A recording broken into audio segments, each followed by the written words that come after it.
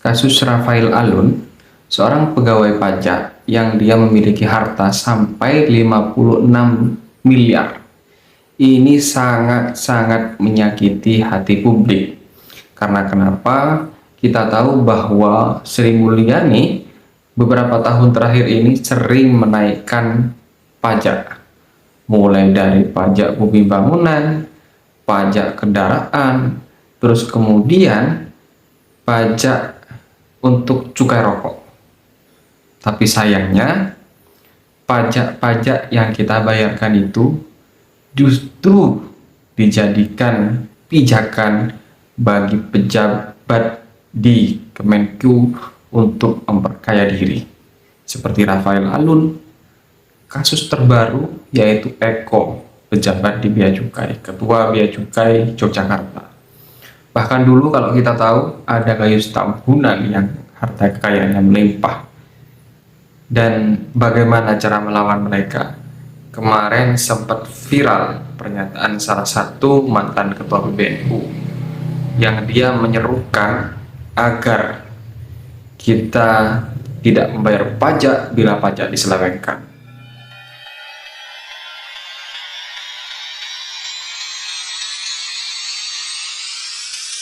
Halo, jumpa lagi dengan saya Robin Fahmi di channel Analisa Politik.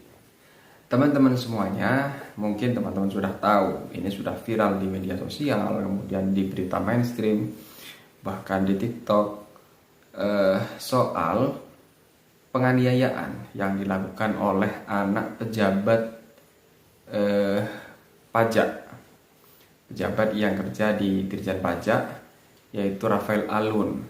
Anaknya adalah Mario, yang dia menganiaya anak dari Ketua GPN Sora kalau tidak salah, namanya David.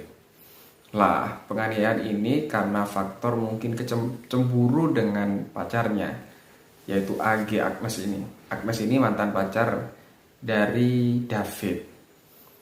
Dipukul dengan secara brutal hingga masuk ke rumah sakit.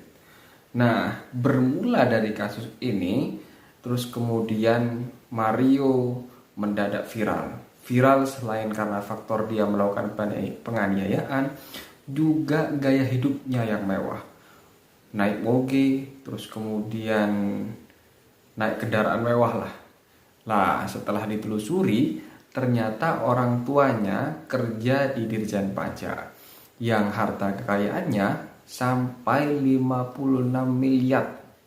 Bagaimana mungkin orang yang hanya honornya mungkin sekian, katakanlah anggap 10 juta, bisa hidup mewah dengan kendaraan yang super mewah. Nah, setelah kasus ini viral, publik menyoroti dari mana harta kekayaan dari ayah dari Mario ini, yaitu saudara Rafael Alun. Bahkan kasusnya sampai memantik KPK untuk menyelidikinya, hingga akhirnya Rafael Alun dipanggil oleh KPK. Sri Mulyani pun kebakaran jenggot, dia sampai angkat bicara, hadir untuk memberikan klarifikasi kepada publik. Tapi sayangnya kasus ini bukan hanya satu kali saja, dan ini sangat-sangat menyakiti hati publik. Karena kenapa? Ya kita tahulah bahwa Sri Mulyani beberapa tahun terakhir ini, ya katakanlah dengan gayanya yang tangan besi, ya mempajaki kita dengan menaikkan tarif pajak, tarif bumi bangunan, pajak bumi bangunan, tarif pajak kendaraan, apalagi yang paling parah yaitu tarif pajak untuk cukai rokok. Ya, alasannya untuk menambah pemasukan negara, tapi rakyat jelata justru yang dicekik. Ini kan aneh. Sementara hasil pajak kita setelah kita setorkan kepada negara bukan dikembalikan lagi untuk rakyat jelata, tapi dinikmati mereka oleh mereka pejabat pegawai pajak. Ini sangat-sangat melukai hati kita semua. Sebelum Rafael Alun, sebelumnya juga ada kasus Gayus Tambunan. Mungkin teman-teman masih ingat, bahkan muncul lirik lagu yang dia yang mengkritik gaya hidup Gayus Tambunan, yang dia bisa masuk penjara tapi bisa pelesiran ke Bali, ya kan? Dia juga pegawai pajak yang harta kekayaannya melimpah. Dan pernyataan Gayus Tambunan dulu sempat mengatakan bahwa selain dirinya itu juga ada lagi mafia yang lebih besar. Dia mengatakan bahwa kalau tidak salah ini ya, dia hanya bagian kalangan bawah lah. Sementara yang besar-besar ini tidak diungkap. Dan selain soal Rafael Alun ini, kemarin juga sempat viral, yaitu Ketua Bea Cukai Yogyakarta yang kalau tidak salah orangnya langsung dicopot sebagai Ketua Bea Cukai karena dia juga menampilkan gaya hidup mewah di medsosnya. Kalau secara aturan ASN kayaknya tidak boleh ASN menampilkan gaya hidup mewah. Dan sepertinya Sri Mulyani ini kebakaran jenggot. Karena kenapa? Bukan kebakaran jenggot ya, karena dia perempuan mungkin ya naik hitam atau pusing kepalanya, sakit hati dan lain sebagainya dengan pegawainya yang gaya hidupnya mewah-mewahan. Ya mungkin dia merasa berdosa ya, karena selama ini pajak ini itu selalu dinaikkan. Sudah menginjak-injak rakyat jelata tapi anggarannya justru diselewengkan.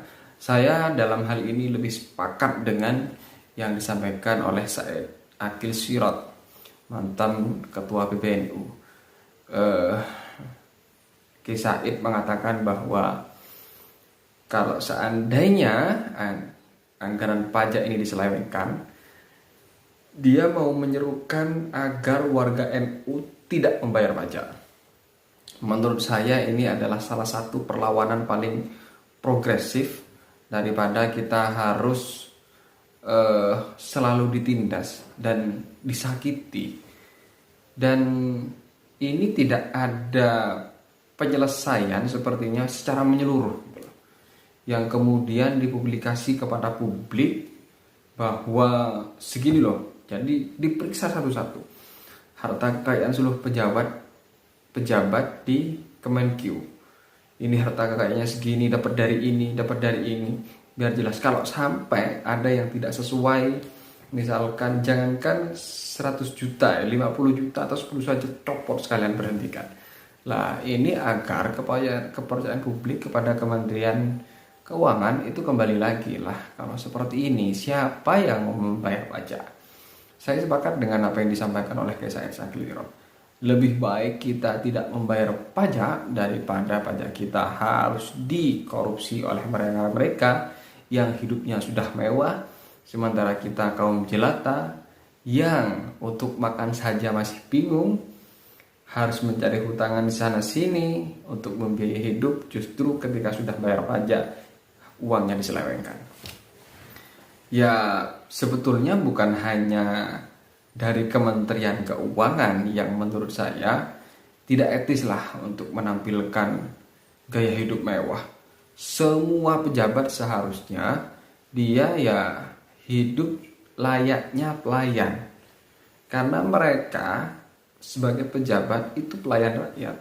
Tapi kalau kemudian mereka lebih kekayaannya luar biasa, justru hasil nyolong, korupsi dan lain sebagainya, mereka tidak layak menjadi pejabat, mereka tidak layak menjadi pemimpin. Maka dari itu ya kalau bisa dari PPATK terus kemudian KPK semuanya harus dibuka kepada publik. Selama ini kan untuk mengakses harta kekayaan mereka kayaknya kesulitan bagi kita-kita yang ya secara untuk menggali informasi itu terbatas gitu loh. Di LHKPN itu masih rumit. Jadi langsung saja dibuka ke publik harta kekayaannya ini. Jadi dijelaskan secara satu persatu, harta kekayaannya pejabat ini sekian, rumah ini dapat dari sini, dari warisan, ini honornya dalam sebulan sekian. Jadi semuanya bisa terang benderang. Mana yang mereka harta kekayaannya tidak wajar, itu patut dicurigai. Apakah mereka ini dapat dari harta yang halal Apakah mereka ini hasil menjarah uang negara? Ini yang harus dibersihkan. Tapi kalau memang ada keinginan sih.